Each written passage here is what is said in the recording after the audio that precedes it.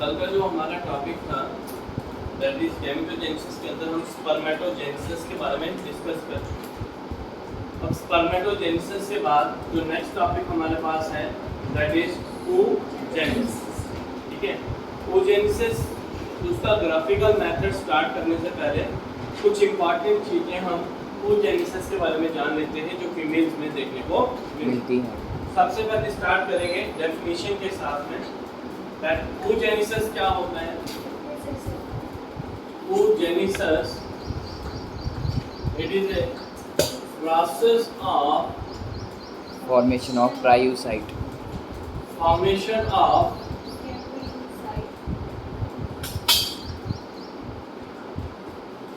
egg or ova in females उसे हम क्या कहते हैं oogenesis। और सबसे पहला इंपॉर्टेंट पॉइंट इसमें आप याद रखेंगे कि oogenesis जो है वो एक डिसकंटिन्यूअस प्रोसेस जैसे स्पर्मेटोजेनेसिस एक कंटिन्यूअस प्रोसेस है। प्यूबर्टी से स्टार्ट होता था and then after death throughout the life जब तक हमारे पास इंडिविजुअल है तब तक वो चलेगा। बट oogenesis जो है वो एक डिसकंटिन्यूअस प्रोसेस है। रीजन आपको पता है? Yes sir. कि हमारे पास at the age of 40 to 44 periodic cycle आने फीमेल में बंद हो जाते हैं तो इसमें एग की फॉर्मेशन होना बंद हो जाती है। इसमें पहला पॉइंट हम लिखेंगे that it is a discontinuous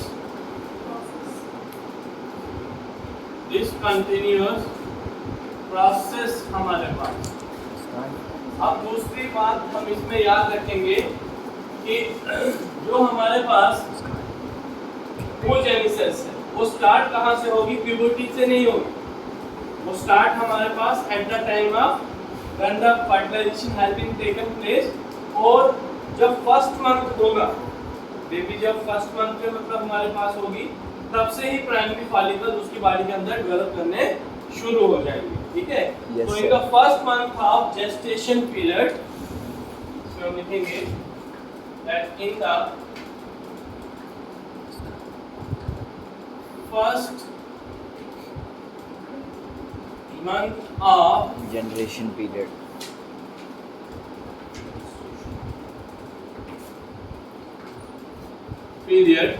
ठीक है। जेस्टेशन पीरियड का क्या मीनिंग होगा कि जब हमारे पास फर्टिलाइजेशन के बाद जेस्टेशन पीरियड मतलब फीटस है अभी वो चाइल्ड में पूरा बना नहीं तो it has 1700 primary follicles in the Oval. Gestation period मतलब हम फीटस की यहाँ पे बात कर रहे हैं। Yes sir. तो फीटस के पास फर्स्ट मंथ में it has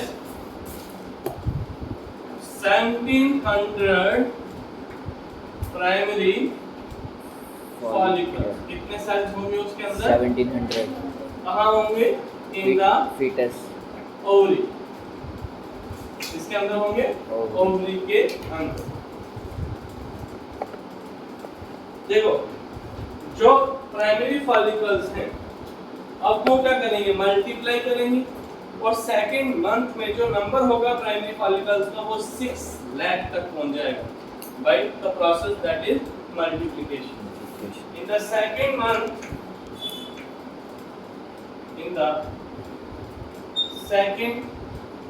month, the primary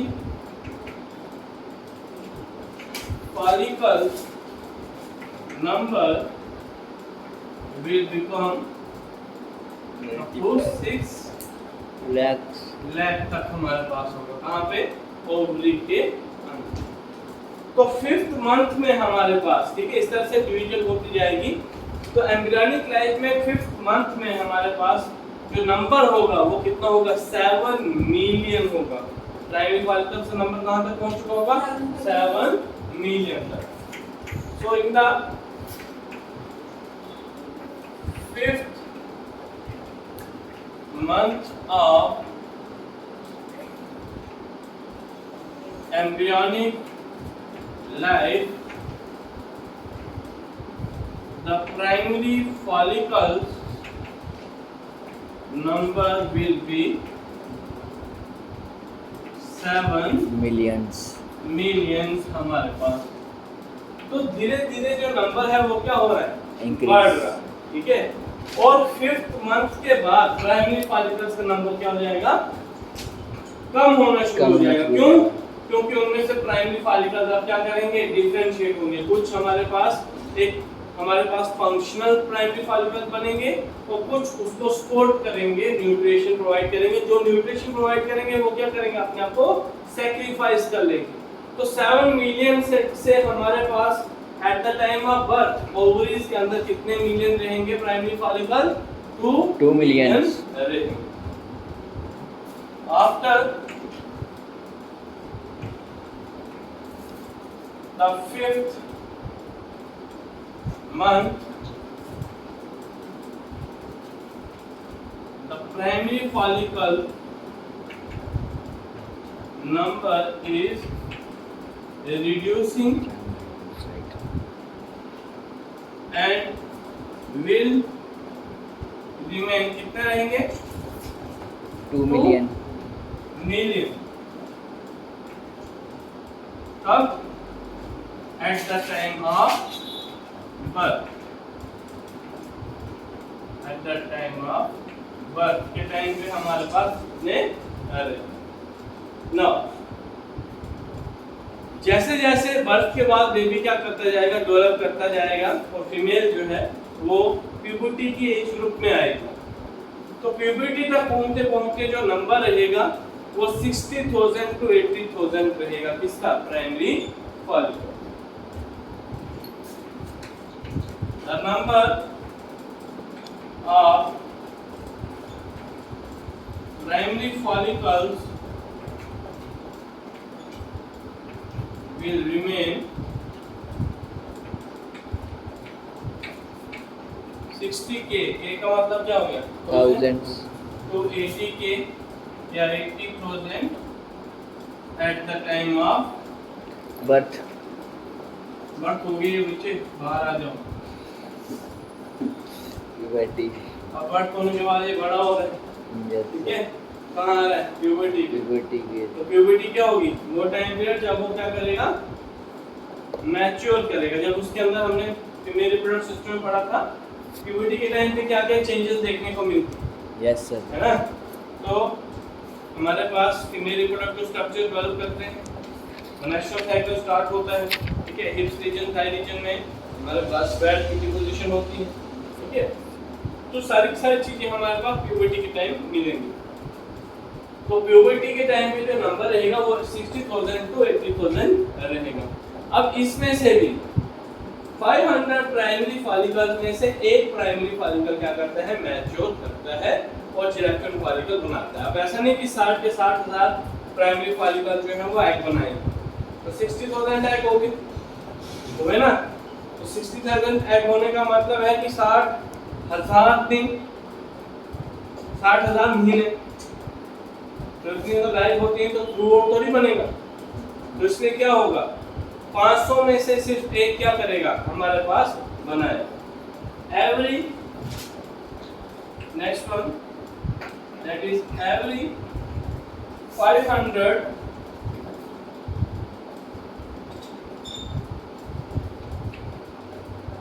follicle, every out of 500 follicles only one will develop। सिर्फ एक क्या करेगा, अपने आप को डेवलप करेगा या मैच्योर करेगा। तो किसमें डेवलप करेगा, इनटू एग और ओवन, इनटू एग सेल, और we can say it is going to form the ovum, जिसके साथ स्पर्म क्या करेगा, फ्यूज करेगा और हमारे पास क्या करेगा, जाइगोट बनाएगा और उस प्रोसेस को हम फर्टिलाइजेशन। यहाँ तक ये पॉइंट समझ आ गई। yes sir तो कुछ इंटरेस्टिंग सी चीज थी oogenesis में फीमेल रिप्रोडक्टिव सिस्टम को लेकर, इसके बारे में जानना जरूरी, क्योंकि जब हमने एग सेल की फॉर्मेशन या स्पर्म की जब हमने फॉर्मेशन की थी तब हमने जर्म सेल्स की बात की थी जो सेमिफेरस ट्यूब्यूल्स के अंदर है ना। लेकिन यहाँ पे जो एग बनेंगे वो बनाएगा प्राइमरी फॉलिकल सेल, और प्राइमरी फॉलिकल जो है वो प्यूबर्टी के टाइम पे नहीं बनते हैं, वो at the embryonic stage first month से ही डेवलप होने शुरू हो जाते हैं। बर्थ के टाइम पे जो नंबर रहेगा उसका वो कितना रहेगा 2 मिलियन, और फिर प्यूबर्टी तक पहुंचते पहुंचते वही नंबर 60,000 to 80,000 हमारे पास रहेगा, जिसमें से प्यूबर्टी के बाद हमारे पास मेंस्ट्रुअल साइकिल स्टार्ट हो जाएंगे, जिसमें एग तो बनना शुरू हो जाएगा। लेकिन एग कैसे बनेगा, 59 से 80,000 में से हर 500 में से क्या बनेगा, एक जो होगा वो एग या ओवम में कन्वर्ट। क्लियर? इसको जरा नोट कर लो, लिखा अभी नहीं, ठीक है, नोट कर लीजिए। अब ग्राफिकल रिप्रेजेंटेशन हम oogenesis का देखेंगे। तो oogenesis में हमारे पास जो स्टेप्स रहेंगे वो सेम रहेंगे जो हमने स्पर्मेटोजेनेसिस में पढ़े। हम यहाँ पे लिखेंगे that oogenesis is completed in 3 phases that involve 3 phases। Multiplication पहला कौन सा हुआ करता था? Multiplication phase good, multiplication phase, growth phase, शाबाश, फिर मैच्योर फेज, maturation शाबाश, then growth then we phase, are having growth phase, the growth phase, and then we are having the maturation phase, maturation phase. phase। अब यहाँ पे आपको एक चीज ध्यान देनी है, मल्टीप्लिकेशन फेज में जो डिवीजन होगी वो हमेशा होगी mitotic. Mitotic, there is mitotic division, mitosis हमारे पास होगी। और मैचुरेशन में जो होगा वो कौन सी डिवीजन होगी, मियोसिस डिवीजन होगी, मतलब सेल डिवाइड रिडक्शनल डिवीजन हमारे पास देखने को मिलेगा। क्लियर है? Yes sir. तो सबसे पहले हमारे पास oogenesis के अंदर आएगा प्राइमरी फॉलिकल्स। क्या आएंगे? Primary follicles. We are having primary follicles. Primary follicles क्या करेंगे, डिवाइड करेंगे। क्या करेंगे? Divide. They are going to divide and will form, क्या बनाएंगे ये, डिवाइड करने के बाद oogonia। क्या बनाएंगे? oogonia। This one, this is oogonia। और जो ये फेज आपके पास रहेगा, this is called as multiplication phase. So multiplication phase में हमारे पास क्या होगा, प्राइमरी फॉलिकल डिवाइड करेगा, एक ही करेगा। वहाँ पे बहुत सारे थे इसलिए हमने जर्मिनल एपिथेलियम लिखा था, याद होगा आपको? यस सर, वो स्क्वायर। यहाँ पे प्राइमरी फॉलिकल सिंगल ही हमारे पास क्या करेगा, एक सेल को बनाएगा, 500 में से एक ही बनाएगा, मैंने अभी पहले कहा। यस। तो यहाँ पे प्राइमरी फॉलिकल डिवाइड कर रहा है और फॉर्म कर रहा है oogonia को, जो कि क्या है हमारे पास, which one is diploid one. ठीक है, क्या है ये, डिप्लॉइड। अब ये हमारे पास एंटर करेगा किस फेज में, ग्रोथ फेज। ग्रोथ फेज में। नेक्स्ट फेज कौन सा होगा हमारे पास, ग्रोथ फेज। ग्रोथ फेज में। ग्रोथ फेज में इसका सेल साइज जो होगा वो क्या हो जाएगा, इंक्रीज हो जाएगा। और यहाँ पे ग्रोथ फेज में जब ये सेल एंटर करेगा इसे प्राइमरी oocyte कहेंगे। क्या कहेंगे, प्राइमरी oocyte। प्राइमरी oocyte हम लोग कहेंगे। Clear? Yes sir. Growth phase में हमारे पास योग फॉर्मेशन भी होती है। क्या होती है, योग फॉर्मेशन। लेकिन in case of human ovum और egg cell, the yolk content present in cell is very very less. क्या होता है, बहुत बहुत बहुत कम हमारे पास होता है। जो साइज होता है ग्रोथ फेज में वो अप्रोक्सीमेटली 200 टाइम्स बिगर हो जाता है प्राइमरी oocyte का, as compare to the oogonia। ठीक है, साइज में क्या करेगा, ये इंक्रीज हो जाएगा। क्लियर है? क्या तक? नेक्स्ट ग्रोथ फेज के बाद ये नेक्स्ट फेज में हमारे पास एंटर करेगा, जिसे हम क्या कहेंगे, मैचुरेशन फेज। और मैचुरेशन फेज में जब ये एंटर करेगा तो हमारे पास डिवीजन कौन सी होगी, मियोसिस फर्स्ट डिवीजन हमारे पास होगी। मियोसिस फर्स्ट डिवीजन में हमारे पास जब प्राइमरी oocyte डिवाइड करेगा तो हमारे पास सेकेंडरी oocyte बनेगा। क्या बनेगा? Secondary oocyte। We will get secondary oocyte। और आप लोगों को पता है कि हमारे पास डिवीजन जो है वो मियोसिस है, इसलिए सेकेंडरी oocyte जो बनेगा वो हैप्लॉइड बनेगा। इसके साथ सेकेंडरी oocyte के साथ हमारे पास क्या करेंगे, एक स्मॉलर सेल भी बनेगा जिसे हम क्या कहेंगे, फर्स्ट पोलर बॉडी कहेंगे। क्या कहेंगे? फर्स्ट पोलर बॉडी कहेंगे। तो हमारा देखो, हमने जब रेस्ट्रो साइकिल पढ़ा या जब हमने आपको ह्यूमन फीमेल रिप्रोडक्शन के बारे में बताया तो मैंने आपको बताया था कि 28 टू 29 डेज का साइकिल रहता है। उसमें हमारे पास रिलीज क्या करता है फीमेल, एक्ट नहीं करेगा, सेकेंडरी oocyte को रिलीज करेगा। तो फीमेल्स में जो ये oogenesis का प्रोसेस है वो यहीं तक रहता है, मियोसिस फर्स्ट तक ही रहता है। इसमें यहाँ पे जब आएगा तो मियोसिस फर्स्ट में हमारे पास क्या हो जाएगी, इसका जो प्रोसेस है वो स्टॉप हो जाएगा। मतलब स्टॉप का मतलब ये पॉज कंडीशन में चला जाएगा, ठीक है। और एक्टिवेट तब होगा जब यहाँ पे स्पर्म की एंट्री होगी, तब सेकेंडरी oocyte से हमारे पास क्या बनेगा, oocyte या ओवम हमारे पास बनेगा। क्लियर? अब यहाँ पे क्या होगा, यहाँ तक समझ आई बात कि फीमेल में हमारे पास फीमेल्स में अगर पॉपुलेशन नहीं हुई है तो स्पर्म अगर एंटर नहीं हुई है फीमेल की बॉडी के अंदर तो जो प्रोसेस है वो यहीं तक रहेगा। यहाँ पे मियोसिस फर्स्ट में सेकेंडरी oocyte बनने के बाद आगे स्टेप नहीं बढ़ेगा, मियोसिस सेकंड डिवीजन नहीं होगी। मियोसिस सेकंड डिवीजन कब कंप्लीट होगी, जब हमारे पास क्या करेगा, there is entry of sperm. किसकी एंट्री होगी? स्पर्म की एंट्री होगी। तो जब स्पर्म की एंट्री होगी then there will be meiosis second. तो यहाँ पे सेकेंडरी oocyte जो है ये किसमें डेवलप हो जाएगा, it will convert into egg cell जो क्या है, हैप्लॉइड है। और oocyte एक और छोटी क्या करेगा, पोलर बॉडी बनाएगा। क्या बनाएगा? एक और पोलर बॉडी भी बनाएगा। इस तरह से जो फर्स्ट पोलर बॉडी थी ये भी डिवाइड करेगी और हमारे पास ये दो और पोलर बॉडीज बनाएगी। तो at the end of meiosis second जब हमारे पास कंप्लीट हो जाएगा तो हमारे पास एग सेल बनकर तैयार हो जाएगा और पोलर बॉडीज कितनी होंगी, 3 पोलर बॉडीज हमारे पास तैयार हो जाएंगी। सर मियोसिस सेकंड ओवरी के बाहर होती है ना? क्या मियोसिस सेकंड ओवरी के बाहर होती है ना? नहीं, ओवरी के बाहर, हाँ ओवरी के बाहर हो, क्योंकि एग तो रिलीज हो चुका होगा ना। Yes sir. Secondary oocyte release हो गया होगा, ठीक है। ये सारी चेंजेस जो होंगे वो फैलोपियन ट्यूब के अंदर, ठीक है, एम्पुला साइट के साथ साथ। Yes sir. फिर फर्टिलाइजेशन नहीं हुई। फर्टिलाइजेशन कब होगी, जब ये oocyte से एग सेल में कन्वर्ट हो जाए। समझ आ गई बात? Yes sir. अब यहाँ पे एक इंपॉर्टेंट पॉइंट आपने याद रखना है जो आपको नीट के लिए भी बहुत इंपॉर्टेंट है और सीबीएसई के लिए भी बहुत इंपॉर्टेंट है। Clear?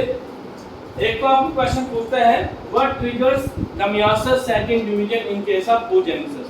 The entry of sperm will trigger the meiosis second division in case of oogenesis। अब क्वेश्चन यहाँ पे आता है नीट में कि oogenesis अरेस्ट होती है मियोसिस फर्स्ट की कौन सी स्टेज में? तो आंसर आएगा that oogenesis is arrested in diprotenic stage of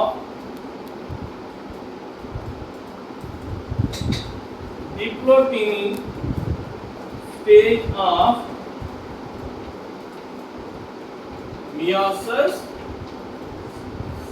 first। Is it clear? समझ आए बात? इसके नीचे आप फिगर में लिखेंगे, फिगर आप क्या लिखेंगे, that is the graphical representation of oogenesis। किसकी ग्राफिकल रिप्रेजेंटेशन हुई यहाँ पे? oogenesis की ग्राफिकल रिप्रेजेंटेशन। क्लियर? एक बार दोबारा से रिपीट कर लेते हैं, हुआ क्या? oogenesis में स्टेप सेम रहेंगे, मल्टीप्लिकेशन, ग्रोथ एंड मैच्योरेशन। यहाँ पे प्रोसेस स्टार्ट होगा, प्राइमरी फॉलिकल डिवाइड करेंगे तो oogonia बनाएंगे, oogonia ग्रोथ फेज में एंटर करेगा, साइज इंक्रीज करेगा, उसे हम प्राइमरी oocyte कहेंगे। जब वो मैच्योरेशन फेज में जाएगा, ये कंप्लीट फेज जो है, this one is the maturation phase. कौन सा फेज है? Maturation phase.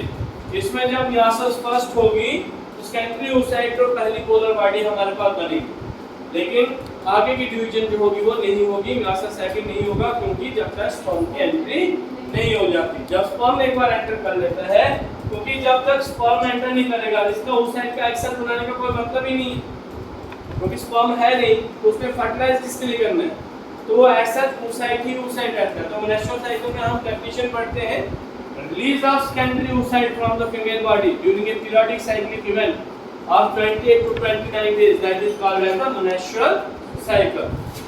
तो ये चीज रिलीज होती है, लेकिन जब स्पर्म एंटर करता है तो स्पर्म फर्टिलाइज करेगा इस एग सेल के साथ में, जो हमारे पास क्या है, हैप्लॉइड है। तो ये हैप्लॉइड तब बनेगा जब यहाँ से हमारे पास ये स्पर्म जो है वो सेकेंडरी oocyte के साथ में क्या करेगा, एंटर करेगा। क्लियर? यस कोई सर। डाउट है? No sir. ठीक है। अब ये स्पर्मेटोजेनेसिस और oogenesis ग्राफिकल रिप्रेजेंटेशन एंड जो स्टेप्स दिखाए हैं उनकी थ्योरी कंटेंट आपने पढ़ना। नेक्स्ट अब हम करेंगे जो स्पर्म हमने बनाया था स्पर्मेटोजेनेसिस में और जो एग सेल हमने बनाया, इनका स्ट्रक्चर। ये 3 मार्क्स का आपको एग्जाम में पूछा जाता है सीबीएसई। ठीक है, draw the structure of human sperm, draw the structure of human egg cell. ठीक है, इज इट क्लियर? Yes, आज के लिए ठीक है, थैंक यू।